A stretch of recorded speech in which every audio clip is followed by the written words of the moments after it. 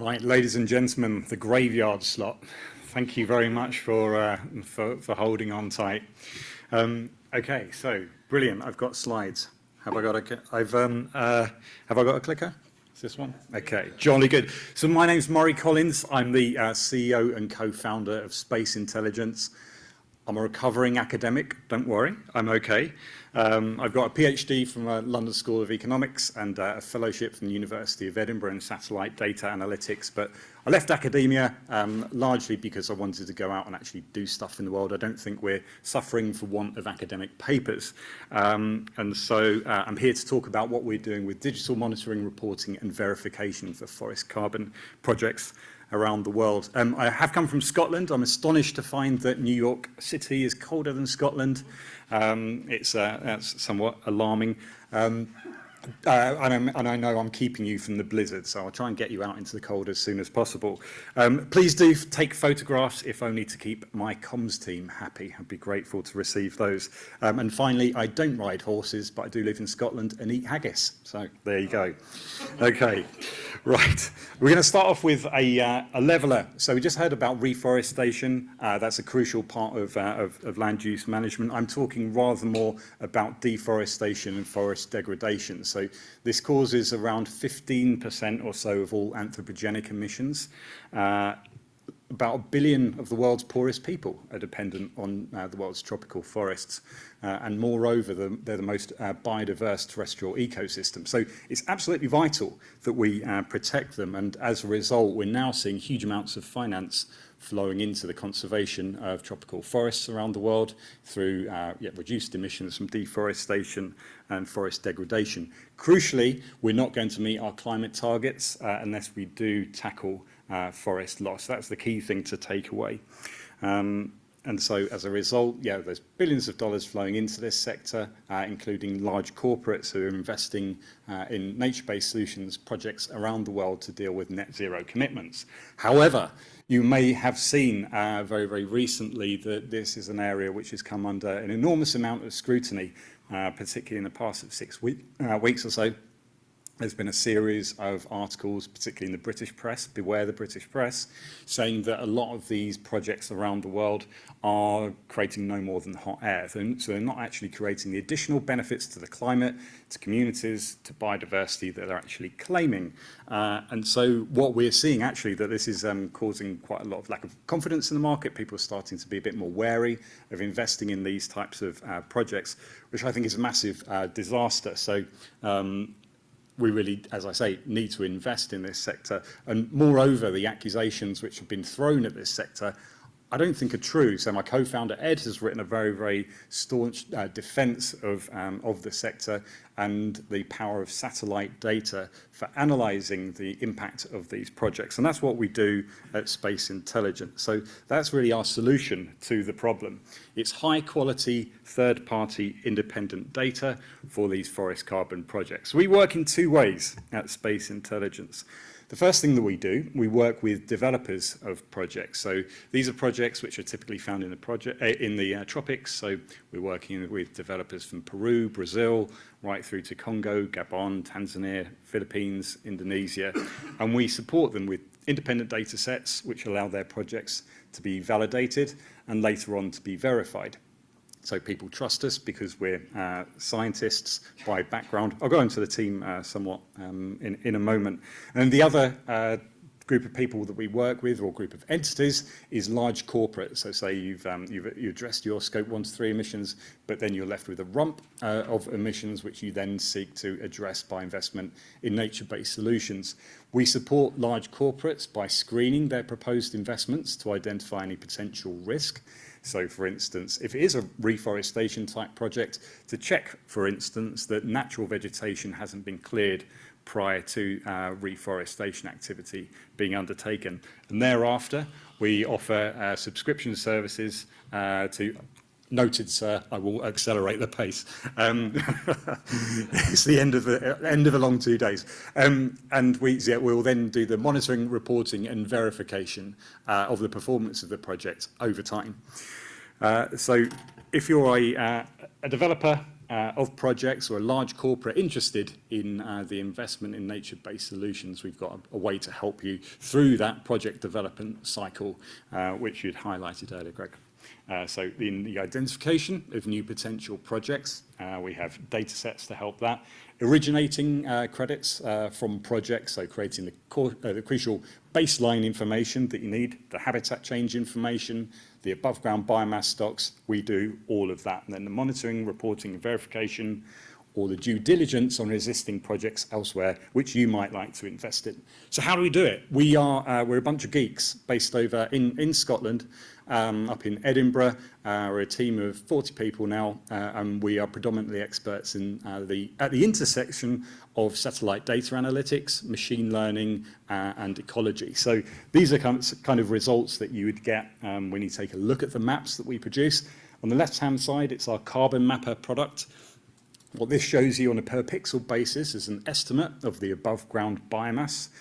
This is in an area of Peru, and this is the kind of information that you need in order to be able to originate your project and then track changes in the above ground biomass over time. On the right-hand side, that's our Habitat Mapper product. So that's again looking at an area of Peru, and what we're able to do there is establish how land use patterns, how land cover has changed over time. So typically we'll be going back around 10 years or so, and that sets up the baseline for your project and helps you to determine the additionality of what you're doing. So it's at that intersection of lots of different types of satellite data, synthetic capture radar, optical data, LiDAR data, all analysed in a machine learning framework. We're also doing some cool innovation work about the collection of field data to support the validation. Lucky was talking earlier about the validation of models. So we use field level assessments of forest biomass to assess our own performance in modelling above ground biomass map. And we're pushing that at the moment using on the ground technologies to improve the accuracy of our assessments. Here's an example of where we've worked with a real project, Green Gold Forestry, out in Peru, one of Peru's largest forest owners. We provided the data sets which allowed this project to be validated under Vera VCS methodology, and it's currently going through a verification process, again using our carbon mapping technology. So a very, very ambitious project, which is very much like a high level one and best in class, I would say. And happy to share more information with you afterwards. They've got chickens for the local community, so I really love what they're doing. We don't just provide those data sets as independent maps, we also host them on a platform for people who are less adept with the use of geospatial data. And that's a great way for teams to understand the amount of biomass they have in their project area, but also crucially in this age of demands for transparency about what's going on in a project area, it allows you to communicate with your stakeholders precisely what's going on. But the key component of this is that we always act as an independent third-party provider. So there's a lot of project developers out there who are using similar technologies to assess their own projects. And so at the very least, there's a slight conflict of interest there. We never take upside in a project, even though we're offered occasionally. We take boring old fiat currency for our subscription services to maintain our independence. So that's how we disseminate the information.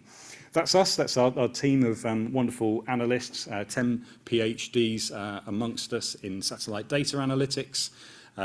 We have some 100 papers written between us on how you analyse satellite data in order to produce these kind of estimates, and we are continuing to grow. We just pulled a Microsoft developer, and another Microsoft developer is coming in another 10 weeks or so to help scale up our technologies. I think that's my time.